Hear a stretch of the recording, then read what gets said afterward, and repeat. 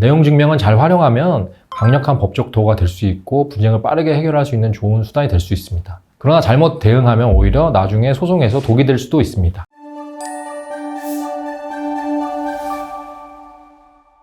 안녕하세요. 낭만로이어 신현승 변호사입니다. 오늘은 일상생활에서 법적 분쟁이 생겼을 때 가장 먼저 접하게 되는 내용 증명에 대해서 한번 알아보겠습니다. 내용 증명을 언제 보내야 하는지, 그리고 내용 증명을 받았을 때 어떻게 해야 하는지, 절대 하면 안 되는 실수까지 꼼꼼하게 짚어드리겠습니다. 먼저 내용 증명이 뭔지 좀 아셔야 될 텐데요. 내용 증명은 발송인이 수신인에게 어떤 내용의 문서를 언제 발송하였다는 사실을 우체국에서 공적으로 증명해주는 등기 취급 우편 제도입니다. 여기서 중요한 점은 내용 증명이 일정한 내용의 우편물을 발송했다, 요거를 증명해주는 우편인 거고요. 내용 증명 우편에 써있는 내용 자체가 진짜이다, 이런 것까지 증명해주는 것은 아닙니다. 실제로 우체국에서 내용 증명을 보내려면 총 3부를 가지고 가야 됩니다. 한 분은 제가 그 발송 날짜가 찍힌 원본 그대로 보관하는 거고요. 한 분은 수취인에게 발송이 되고요. 한 분은 우체국에서 보관을 해줍니다. 그래서 3년까지는 그 발송한 우체국에서 재증명을 청구해서 그 발송인과 내용을 다시 확인할 수 있습니다. 그러면 이제 언제 내용 증명을 보낼까? 이런 고민을 좀 하게 될 텐데요. 가장 내용 증명이 필요한 경우는 법적 효과를 직접 발생시키는 의사표시를 수신인에게 할 때입니다.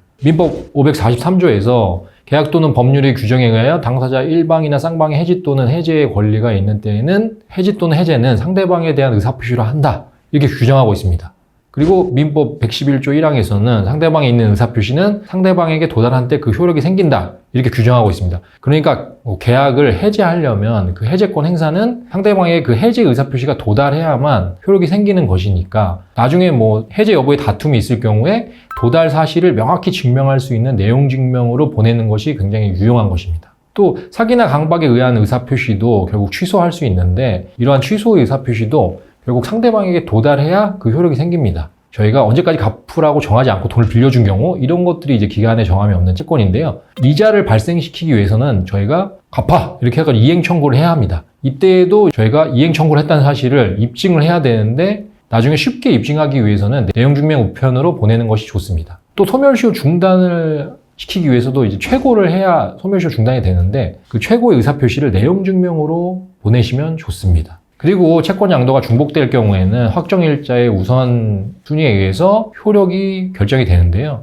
결국 여기서 양도인의 채권 양도 통지를 내용 증명 우편으로 할 경우 그 입증도 쉬울 뿐만 아니라 그 우편 자체에 발송일이 기재되기 때문에 이것이 확정일자로 인정이 됩니다. 법적 효과를 발생시키는 의사표시의 경우에는 내용 증명으로 하는 것이 굉장히 효과적입니다. 반면에 단순히 돈을 갚아라, 아니면 계약에 따라서 이행을 해라, 이런 내용만을 담은 내용 증명은 그 자체로 법적 효과가 발생되지 않습니다. 이런 경우 내용 증명은 어디까지나 의무 이행을 촉구하는 그런 수단에 불과한 겁니다. 그래서 꼭 내용 증명으로 보낼 필요는 없고 전화나 문자나 카톡으로 해도 충분하다고 생각을 합니다. 그 다음으로 소송을 제기하기 전에 상대방에게 자발적인 이행이나 합의 기회를 만들어보는 수단으로도 내용 증명이 활용되긴 합니다. 소송은 아무래도 비용이 많이 들고요, 시간이 오래 걸리기 때문에 상대방에게 그 의무를 인정하는지 아니면 언제까지 이행할 의사가 있는지 확인해보기 위해서 보내는 경우가 꽤 많습니다. 과연 이런 내용 증명을 변호사나 법무법인을 대리인으로 선임해서 변호사나 법무법인 이름으로 보낼 필요가 있는가, 이런 점에 대해서 좀 궁금해 하실 텐데요. 전혀 아닙니다. 그렇지만 아무래도 변호사나 법무법인 내 명의로 내용 증명을 발송하면 심리적 압박감을 줄 수 있고요. 두 번째로는 해제권이나 취소권 행사처럼 법적 요건이 굉장히 중요한 경우에 변호사가 요건 충족 여부를 잘 검토하고 구체적으로 논리적으로 작성함으로써 나중에 해제권 행사나 취소권 행사에 대해서 법적 다툼이 생겼을 때 유리한 증거가 될 수 있습니다.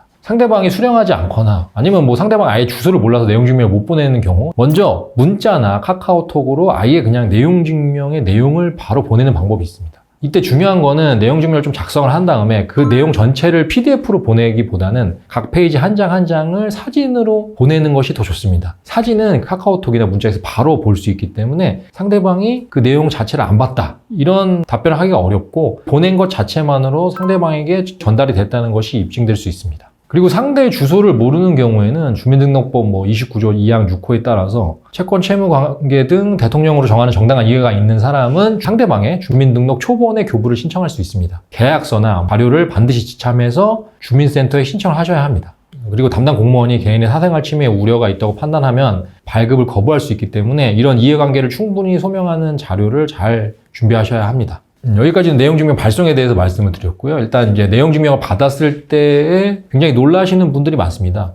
내용증명을 받고 답장을 해야 되는가 말아야 되는가 이것부터 이제 고민하는 분들이 많은데요. 결론부터 말씀드리면 내용증명에 답장을 해야 할 법적 의무는 전혀 없습니다. 그러니까 답장을 하지 않는다고 해서 법적으로 불이익을 받는 경우가 없다는 것입니다. 요즘엔 이런 내용증명이 많습니다. 상대방이 언제까지 답장하지 않으면 너가 이 의무를 인정하는 것으로 간주하겠다 이런 내용으로 막 작성을 해서 내용증명 보내는 사람들이 많이 있습니다. 그 기간 내에 답장을 안 했을 경우 우리가 의무를 인정하는 것은 전혀 아닙니다. 침묵이나 이제 무응답 이런 것들이 의사표시로 간주되려면 별도의 법률 규정이 있어야 됩니다. 아니면 당사자 간에 특별한 약정이 있어야 합니다. 상대방이 그 수령인에 대해서 이행을 받아내려면 결국 소를 제기하는 방법밖에 없습니다. 다만 이제 조금 고민하셔야 될 부분은 이행 거절 자체로 인정될 수는 있습니다. 그러니까 상대방이 채무 이행을 요구하는 내용 증명을 여러 번 보내는데 이에 대해서 아예 답변도 안 하고 왜 이행을 안 하고 있는지에 대해서 설명도 없고 그냥 가만히 묵묵부답으로 있으면 묵시적 이행 거절로 인정될 가능성이 높습니다. 그리고 마지막으로 제가 가장 중요하게 생각하는 부분인데요. 많은 분들이 내용 증명에 언제까지 답장 안 하면 인정하는 것으로 보겠다. 이런 문구 때문에 압박감을 느끼면서 그 기한을 지키려고 굉장히 급하게 답장을 하는 경우가 많습니다. 이것이 나중에 소송에서 크게 불리하게 작용하는 경우가 꽤 많습니다. 중요한 거는 상대방이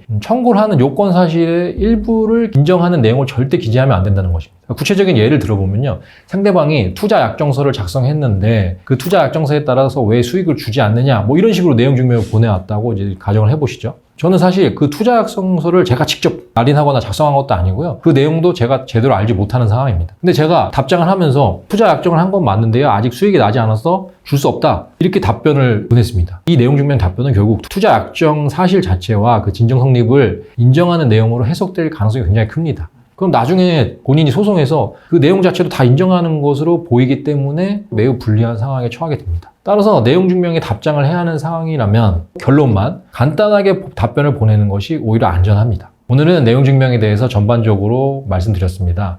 내용 증명은 잘 활용하면 강력한 법적 도구가 될 수 있고 분쟁을 빠르게 해결할 수 있는 좋은 수단이 될 수 있습니다. 그러나 잘못 대응하면 오히려 나중에 소송에서 독이 될 수도 있습니다. 이러한 점을 잘 생각하셔서 내용 증명에 대한 대응을 잘 하시기 바랍니다. 오늘 영상이 도움이 되었다면 구독과 좋아요 부탁드립니다. 감사합니다.